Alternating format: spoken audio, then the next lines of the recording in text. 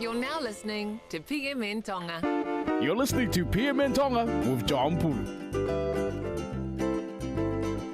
Aloha kako bea malo mo e laumaere a ho e ki pea moelere ai kakai whanua. You are listening to PMN Tonga.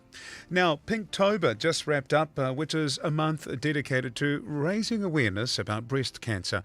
At the same time, it's also a month to remember and honour those affected by breast cancer and to encourage regular breast examinations and screenings.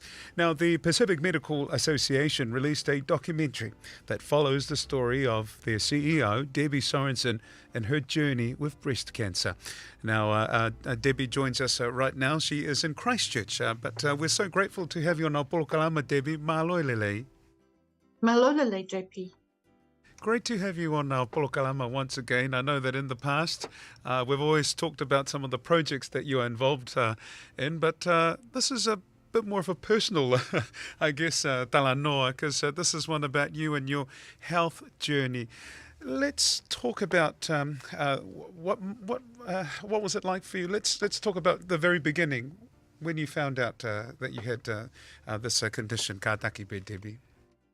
It was shocking, actually, JP. You know, working in the health system, I think that sometimes we think that we're kind of bulletproof, really. We spend all of our time looking after other people and providing wise advice, and sometimes not such wise advice, but, you know, we do our best. But I think often we don't think that these really serious things will pick us. Oh, yeah. And so I have to say that I was initially very shocked, and largely because we don't have breast cancer in our family, either in my mother's family or my father's family. And so it was a surprise to me. I could have put my hand up for a number of other cancers, but breast cancer wasn't one that I thought was in my future. And so that took quite a bit of an adjustment. And then things happened so quickly because time is of the essence. And, you know, I'd really like to reinforce that with our women and our families, that the sooner you are diagnosed and the sooner that you enter treatment and start along the process, the better the outcome will be. So it's really no time to be wasted, but it does move very quickly. Ko ia, mō pito. Well, Pacific and Māori women are most at risk, with 3,300 women in New Zealand diagnosed with breast cancer every year. Tell me about what goes through your mind, you know, at the early stages, and how did you overcome that?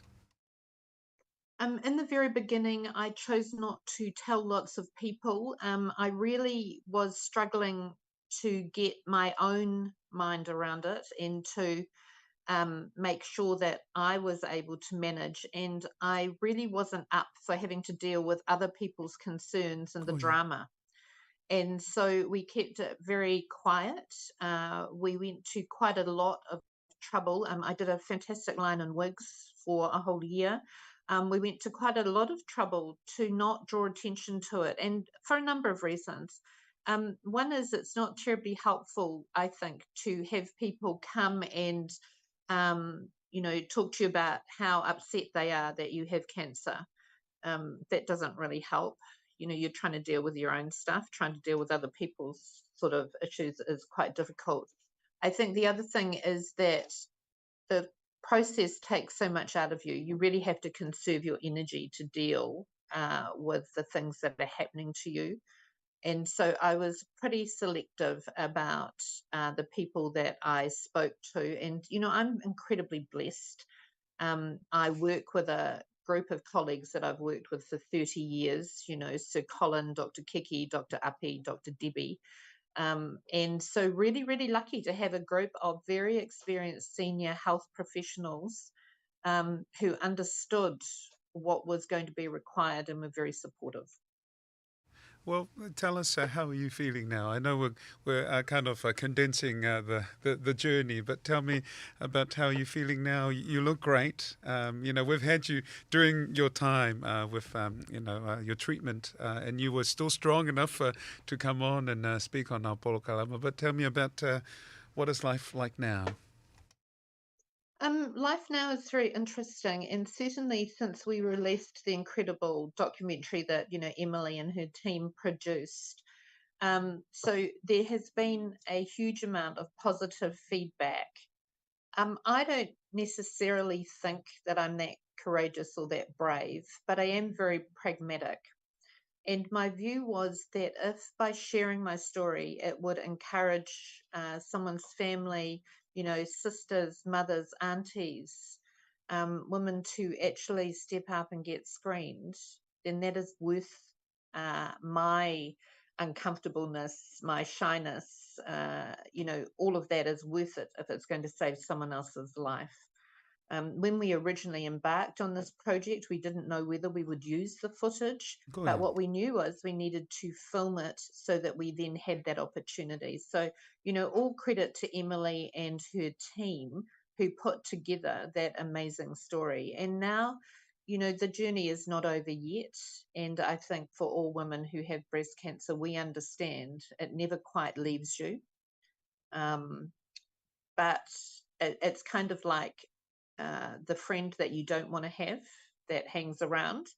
However, incredibly blessed, because if in fact they hadn't found my breast cancer then, it could be quite a different story now, and we could be having a very different conversation, and things mightn't have ended so well. Yeah, koia, koia. Well, thank you for your bravery to speak about this. As you rightly said, this is with hope that it encourages our beautiful women to, get tested early and get the treatment that they need.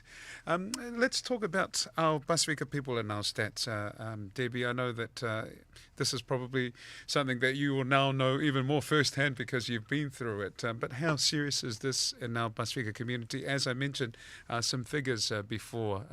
Do you feel our women are getting the right information to get treated, or are we still holding back from? Are they still holding No, back? I think women are still very reluctant to go and get screened, and there's a number of reasons to that. I think there is a high level of fear that if you find you have breast cancer, you're going to die. And that's, in great part due to all of those tearjerker movies where it never ends well. And so that's not terribly helpful. And so I think that the fear really stops women from accessing treatment and accessing screening.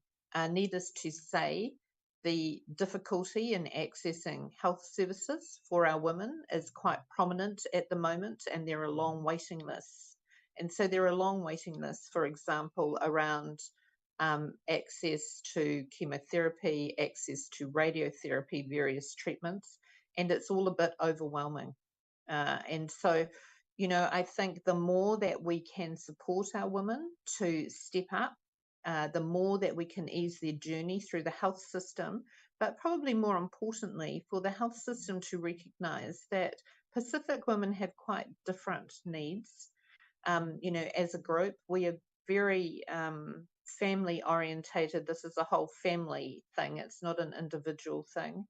And I think having the right supports available for women is really important. One of my greatest supporters was a friend of mine who had breast cancer and was going through that journey. And I would catch up with her regularly because I could say to her, well, what did you do when you were having chemotherapy? Did you stop work? Because, of course, I continued to work in the most part right through last year. Largely because if I wasn't going to work, I would have had to decide every day, make a really big decision on what colour socks I was going to wear. And that was actually the whole of my life. And I couldn't really bear that. So I was lucky enough to be indulged by my directors and my bosses. And they let me do as much work as I was able to do. But having someone that I could reach out to, another woman, to say, what was it like for you? And can I ask you about this, was really important. And it was really helpful. Oh, yeah. What is your final message for our Tongan listeners, especially our women? What would you like to say to them, a message now that you've experienced it, to encourage them to obviously get checked? Yeah, the message is save a life, save your life, save the life of your sisters, your aunties, your mothers. It is a really important thing we can do. We cannot leave families without their mothers and without their sisters and their daughters. Our children, our families need us, and we have a responsibility to make sure that we're still there for them. And so this is our time, and as difficult as it is and as scary as it is possible to actually get through this. And here we are. I might have a new hairstyle. I have hair that I don't recognize anymore. It doesn't seem like it's my hair, but there it is. At least I have hair. Oh, yeah. And so lots of things have changed, but more than anything, things are much the same. Well, thank you for sharing your story, Debbie, and I encourage you all, ho'eki pia moe kāinga, to look for Pacifica Medical Association group on Facebook, and there you will find the story of Debbie's health journey. And just quickly, before we say goodbye, while we have you, I understand that you've got a team going to Vanuatu as well as the forum meeting as well. Eh? So it's back on deck. It's back to business as normal. That's exactly right. Yes, we have a medical team up with the forum to provide support to Te Marae Ora and the cooks. So we have 3 doctors and 2 nurses going up for a week to make sure that our Pacific leaders are well looked after. We have a team that was ready to go to Vanuatu, a visiting medical team, a mental health team, and they were delayed because of Cyclone Lola. And we are waiting to hear from our colleagues in Vanuatu about what additional support they might need. But we're expecting a busy cyclone season, and Lola came a week early, bless her. So that's number 1 down, and we have 13 more that we're expecting to come down through the region over the next couple of months. So we're all prepared and ready to go, JP.